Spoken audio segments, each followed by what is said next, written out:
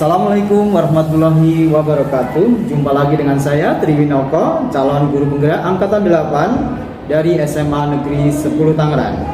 Kali ini saya tidak sendiri, saya ditemani oleh Ibu Ari Rahmawati MPD. Beliau adalah guru Bahasa Indonesia kelas 10 dan kelas 11 di SMA Negeri 10 Tangerang. Assalamualaikum warahmatullahi wabarakatuh, Ibu Ari. Waalaikumsalam, Pak Tri. Bagaimana kabarnya hari ini, Bu Ari? Alhamdulillah sehat.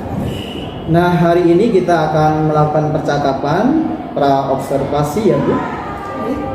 Nah, sebelum nanti saya akan mengamati proses pembelajaran yang akan Ibu lakukan di kelas. Adapun tujuan dilakukannya supervisi adalah untuk mengetahui, mengevaluasi jalannya proses pembelajaran di kelas. Nah, tujuan kegiatan pra-observasi ini adalah untuk mengetahui persiapan awal Ibu agar lebih baik dan percaya diri dalam memberikan pembelajaran yang terbaik bagi murid. Nah, adapun beberapa pertanyaan yang akan saya sampaikan adalah yang pertama berkaitan dengan tujuan pembelajaran. Kira-kira apa sih tujuan pembelajaran yang akan Ibu capai pada saat pembelajaran nanti, Bu? Baik, Pak Tri. Untuk kegiatan supervisi yang akan Bapak laksanakan, kebetulan saya megang kelas 10. Materi yang akan saya sampaikan ke mereka adalah teks eksposisi. Tujuan yang akan saya sampaikan adalah seputar pengertian dari teks eksposisi, kemudian struktur dari teks eksposisi, dan kaidah kebahasaan yang terdapat dalam teks eksposisi. Ketiga itu saja yang mungkin tujuannya yang akan saya sampaikan dengan anak-anak, Pak. Oh iya, jadi nanti tujuan pembelajarannya adalah teks oposisi, kemudian struktur dan kaidah ya, Bu.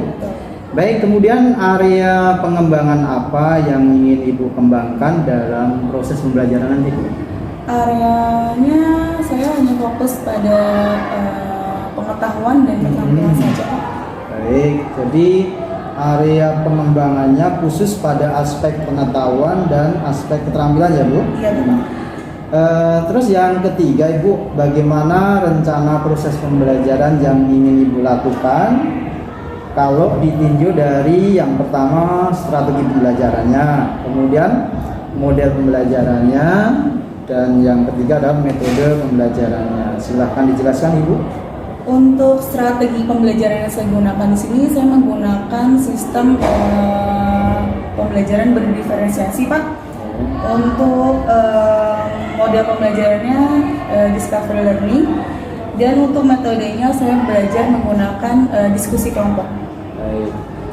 Jadi strategi pembelajarannya menggunakan pembelajaran berdiferensiasi, dikaitkan dengan kompetensi sosial emosional nggak, Bu? Iya. Oh iya ya. Baik, yang selanjutnya adalah modelnya yaitu discovery learning, betul. Kemudian metodenya adalah diskusi kelompok dan tanya jawab ya, Bu. Baik, untuk media pembelajaran apa saja yang akan Ibu persiapkan? Untuk media pembelajaran yang saya gunakan di sini, saya menggunakan PowerPoint sebagai penunjang dalam proses pembelajaran. Kedua, saya menggunakan buku paket saja. Dan yang ketiga LKS saja. LKS, LKPD ya. Baik, untuk metode pembelajaran menggunakan PowerPoint, kemudian buku paket dan LKS ya, Bu. Kira-kira kapan Ibu akan melakukan pembelajaran itu, Bu? Pada hari apa, jam berapa, di kelas mana? Kebetulan untuk materi eksposisi di kelas 10 ini saya akan masuk di hari Selasa ya. Tanggal 10 Oktober. 10 Oktober. Jam berapa, Bu? Jam ke-5 dan ke-6. Nah, baik, jadi Ibu nanti akan melaksanakan pembelajarannya di hari Selasa 10 Oktober jam 5.6 kelas berapa, Bu? 11. Kelas 11 ya. Baik, Ibu, jadi nanti pada hari Selasa jam ke-5.6 saya akan datang atau mengunjungi ke kelas Ibu ya. Nah, saya nanti akan melakukan supervisi, mencatat hal-hal apa saja yang terjadi di kelas Ibu pada saat pembelajaran. Nah, baik, Ibu, sebelum kita akhiri, apa yang Ibu dapatkan dari percakapan yang kita lakukan hari ini? Percakapan yang saya dapat dari pertemuan saya dengan Pak Tri hari ini adalah saya jadi mempersiapkan metode dan strategi yang saya gunakan saat nanti proses pembelajaran untuk lebih baik lagi untuk bisa menyesuaikan dengan keadaan yang ada. Baik, jadi persiapannya lebih matang dan strateginya nanti akan lebih baik lagi ya Bu. Iya, makasih. Semoga kegiatan pembelajaran nanti berjalan dengan lancar dan sukses. Terima kasih Ibu. Sama-sama, Saya kira cukup hari ini. Kita akan bertemu lagi di hari Selasa ya Bu. Dan terakhir kita akan berbincang-bincang lagi dengan Ibu kembali dan didampingi oleh guru praktek pengajar nanti. Kira-kira setelah supervisi selesai 3 hari atau seminggu kemudian. Baik, Pak. Terima kasih. Sama-sama. Assalamualaikum warahmatullahi wabarakatuh. Assalamualaikum warahmatullahi wabarakatuh.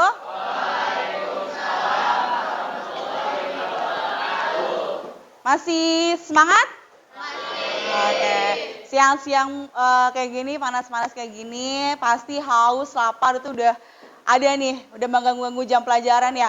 Jadi sebelum Bu Ari menjelaskan materi hari ini, Bu Ari mau kalian fresh dulu pikirannya dengan ice breaking. Silakan bangun semuanya.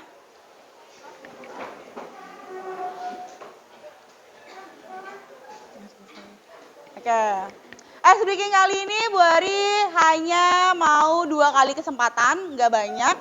Dengan clue yang akan Bu Ari gunakan dari sini adalah kata pegang. Selain Bu Ari mengucapkan kata pegang, tidak perlu kalian megang apapun. Paham? Oke. 1 kali percobaan latihan dan 1 kali kita langsung ice breaking yang betul. Percobaan pertama. Pegang hidung, pegang alis, pegang pundak, pegang leher, pala. Ayo. Kepala. Ada kata pegangnya apa enggak? Enggak ada, enggak usah dipegang. Udah itu latihan. Sekarang sudah yang betul. Konsentrasi. Pegang pinggang, pegang pundak, pegang kuping, pegang rambut, alis. Oke, tepuk tangan. Nah, silakan duduk. Materi hari ini akan Bu Ari sampaikan hasil observasi dan teks anekdot. Hari ini Bu Ari menyampaikan teks eksposisi yang masuk ke materi baru setelah kita pertemuan PTS kemarin. Ya, ada 4 poin yang akan Bu Ari sampaikan ke kalian. Pertama, pengertian dari teks eksposisi. Kedua, ciri-ciri dari teks eksposisi. Ketiga, struktur. Dan yang terakhir adalah kaidah kebahasaan. Secara berurutan akan Bu Ari sampaikan ke kalian semua, agar kalian bisa memahami apa yang sudah Bu Ari sampaikan hari ini. Yang pertama yaitu berhubungan dengan pengertian. Oke.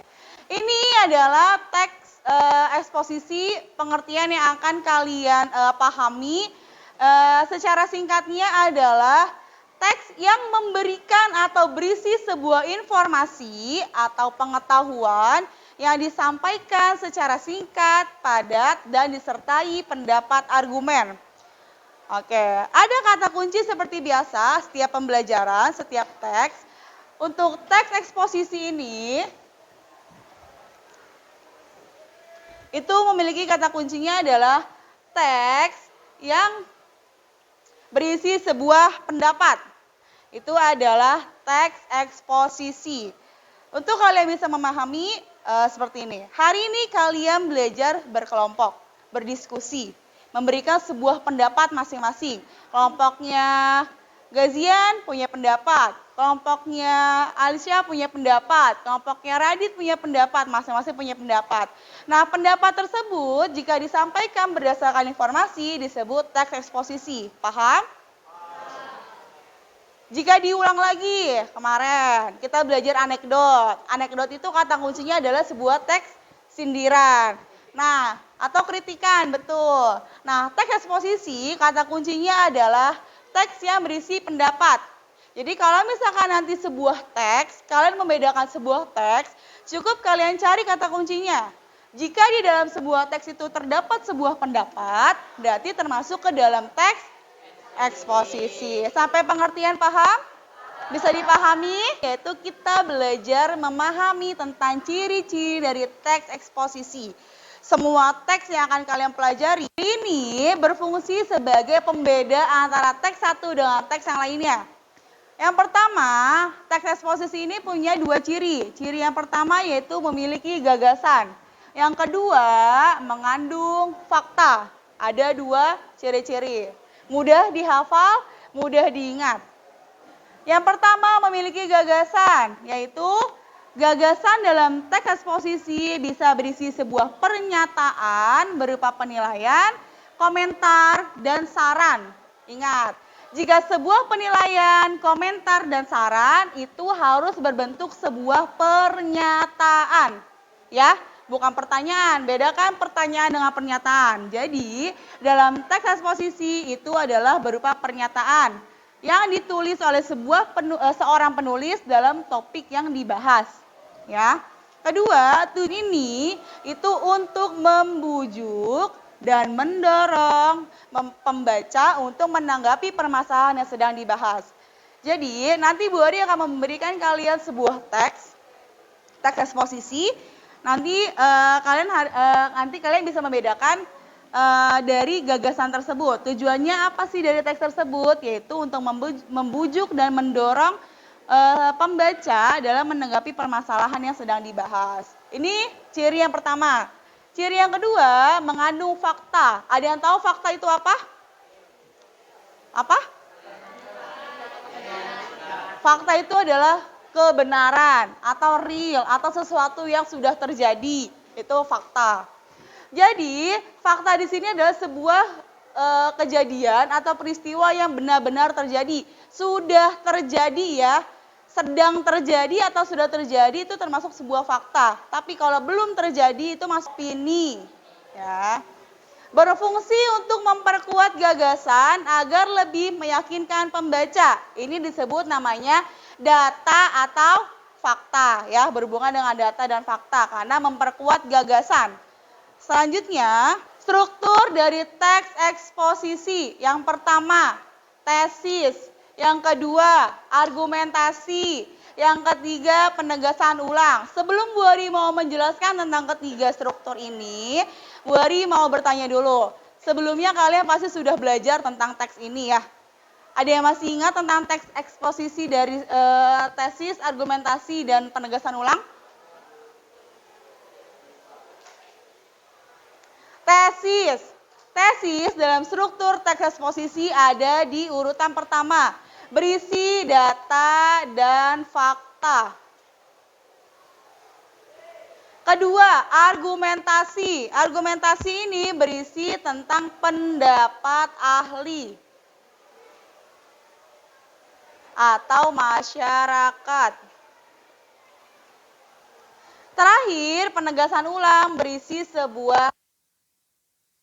Jadi nanti ketika Bu Ari kasih kalian sebuah teks, kemudian kalian menganalisis sebuah strukturnya, kalian hanya membaginya menjadi 3 bagian. Sudah selesai diskusinya? Bu Ari mau pilih random.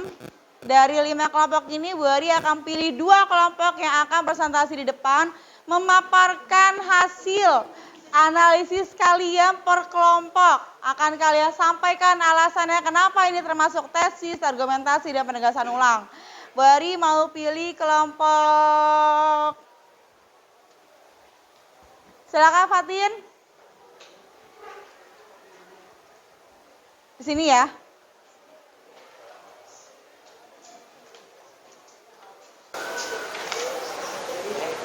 Assalamualaikum warahmatullahi wabarakatuh. Waalaikumsalam warahmatullahi wabarakatuh.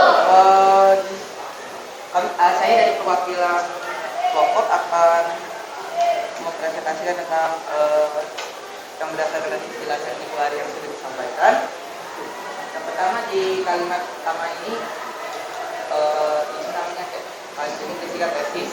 Jadi tesis itu adalah kalimat yang berisikan tentang fakta atau bisa kita ada isinya, yaitu yang pertama, sampah dipandang sebagai barang yang berguna. Memang benar, sampah itu memang dia itu barang yang mengenai itu yang tidak habis atau tidak ada.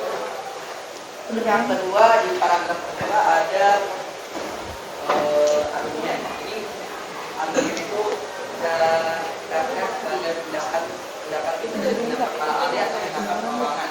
Kedengeran nggak? Tertulis di jelas di sini ada wadah pasar di dia itu sempat berhasil mengolah sampah dengan peralatan yang disediakan oleh pemerintah melalui perjanjian dengan pihak daerah. Lalu yang terakhir penegasan ulang berada di paragraf 3 yang terakhir. Kenapa disebut penegasan ulang? Karena itu kan para Tiga gitu. Oh, bertiga. Oh, ini kan kabarnya. Kalimatnya ialah bahwa untuk mengolah sampah tidak lepas dari keterlibatan warga masyarakat dengan peran pemerintah. Begitu saja pembahasan saya. Mohon maaf apabila ada yang kurang. Wassalamualaikum warahmatullahi wabarakatuh. Waalaikumsalam warahmatullahi wabarakatuh. Oke, sekarang Bu Eri mau pilih lagi. Bu Eri minta yang maju sekarang 3 orang deh, biar kedengeran suaranya. Jadi nge-backup temennya kalau misalkan temennya nggak kedengeran suaranya ya. Kelompoknya Cornel, silakan.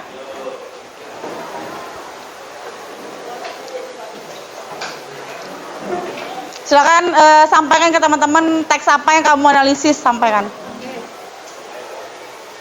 Assalamualaikum warahmatullahi wabarakatuh. Selamat pagi.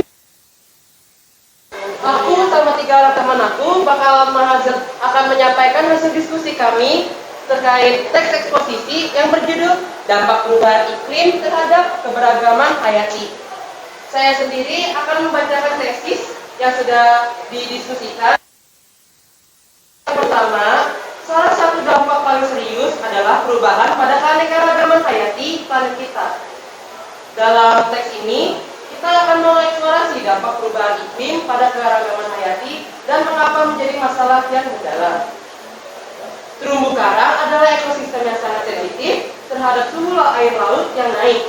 Peningkatan suhu laut akibat perubahan iklim telah menyebabkan pemulihan massal terumbu karang, mengancam berbagai spesies yang tergantung padanya, meningkatkan suhu global, mengakhiri habitat hewan, baik darat maupun laut. Begitu saja tesis yang bisa saya kami rangkum. Selanjutnya adalah argumentasi yang akan disampaikan oleh teman saya, Claudia. Di sini saya akan membacakan argumen. Argumen itu sebuah pendapat dari para ahli atau dari masyarakat. Di sini ada beberapa orang berpendapat bahwa perubahan iklim adalah fenomena alamiah yang terjadi selama sejarah bumi dan bahwa spesies-spesies harus beradaptasi atau punah sesuai dengan kondisi baru. Meskipun ada argumen seperti ini, mayoritas ilmuwan sepakat bahwa perubahan iklim yang terjadi saat ini disebabkan oleh aktivitas manusia dan berdampak serius pada keanekaragaman. Dan dari saya. Bisa dilanjutkan oleh teman saya Mauren yang akan membacakan hasil penegasan ulang. Penegasan ulangnya di bagian paragraf 4 nomor 11 terakhir. Bilang penegasan ulang itu sama seperti saran, yaitu dampak perubahan iklim pada keanekaragaman hayati adalah masalah serius yang memerlukan tindakan global. Mengurangi emisi gas rumah kaca dan melindungi habitat alami ini adalah langkah-langkah penting untuk memaksimalkan dampak negatif ini. Itu dan termasuk penegasan ulang. Oke, sekian dari pembahasan kelompok kami. Mohon maaf jika ada yang kurang. Wassalamualaikum warahmatullahi wabarakatuh. Waalaikumsalam warahmatullahi wabarakatuh. Terima kasih untuk kedua kelompok yang sudah maju memaparkan hasil kerja kelompoknya. Untuk kelompok Gazi ataupun kelompok Fatin semuanya bagus, semuanya baik. Bu Eri rasa cukup materi yang sudah Bu Eri sampaikan hari ini terkait teks eksposisi, ada pengertian, struktur, dan kaidah. Pertemuan selanjutnya akan Bu Eri evaluasi kembali pemahaman kalian seputar teks eksposisi ini.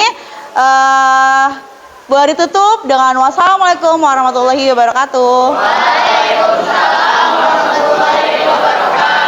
warahmatullahi wabarakatuh. Selamat berjumpa kembali dengan saya Triwinauko, calon guru penggerak angkatan 8 dari SMA Negeri 10 Tangerang. Kali ini saya masih ditemani Ibu Ari Rahmawati, guru bahasa Indonesia di kelas 10 dan kelas 11. Dan pada kesempatan ini saya juga ditemani oleh Ibu Haji Rina Krisnawati sebagai guru praktek pengajar pada program pendidikan guru penggerak angkatan ke-8. Assalamualaikum warahmatullahi wabarakatuh, Bu Ari dan Bu Rina. Apa kabar hari ini? Alhamdulillah semuanya sehat ya, Ibu.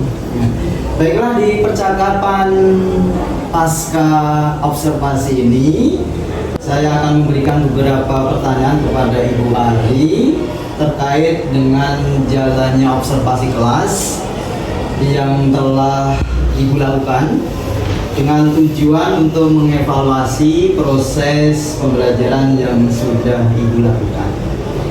Adapun pertanyaan pertama, Ibu Ari, bagaimana perasaan Ibu terkait dengan proses pembelajaran atau jalannya observasi yang Ibu lakukan di kelas kemarin? Baik, Pak Tri. Untuk proses pelaksanaan belajar yang kemarin sudah dilaksanakan, perasaannya sedikit berbeda ya Pak Tri ya, dari proses pembelajaran sebelumnya, terutama dari anak-anak yang sebelumnya itu sedikit pasif gitu ya Ibu. Sekarang ini jadi lebih aktif sedikit gitu ya, 10% dari siswa yang sebelumnya gitu. Jadi banyak perbedaan yang saya pribadi sebagai pengajar merasakan hal seperti itu. Alhamdulillah ya Bu, sudah ada perubahan ya menuju ke arah baik, yang tadinya kurang aktif menjadi lebih aktif. Alhamdulillah. Ibu, maaf, boleh diceritakan kembali Ibu area pengembangan apa yang sudah Ibu lakukan saat di kelas kemarin? Baik, sebelumnya di kelas itu saya menyiapkan model pembelajaran dulu Pak Tri, persiapan pembelajaran, kemudian untuk proses penilaian saya menggunakan pengetahuan dan keterampilan.